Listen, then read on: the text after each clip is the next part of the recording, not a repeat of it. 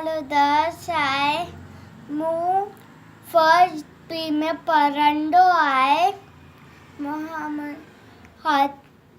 कहानी जो नालो आहे हाथी ऐं कीवली। हिकु हाथीअ जो पैर हिकु कीवली मथां अची वियो। भॻवान जी कुदरत, कीवली तमामु नंढे ख़तरे में बची वई।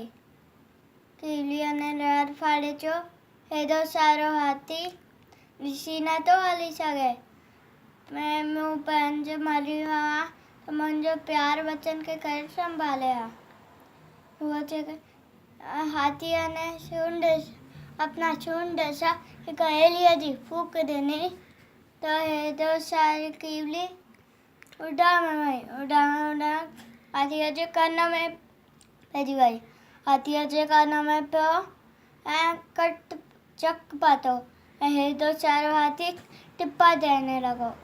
कीवली ॿाहिरि आई, ॾिसे तमाशो, हेॾो सारे पर्वत खे कीअं लेटाए छॾियो। ख़बरदार, अॻिते संभाले हलिजे, हिन दफ़े तोखे छॾे थी ॾियां। हुन ॾींहं के बाद हिकु तो जप थींदो आहे। कीवली हाथी हिकु दिन के बाद सॼी राति हेॾां होॾां करंदो आहे अपना जो कनि ते वरी न पे वई कीवली ईंदा कनि। Thank you.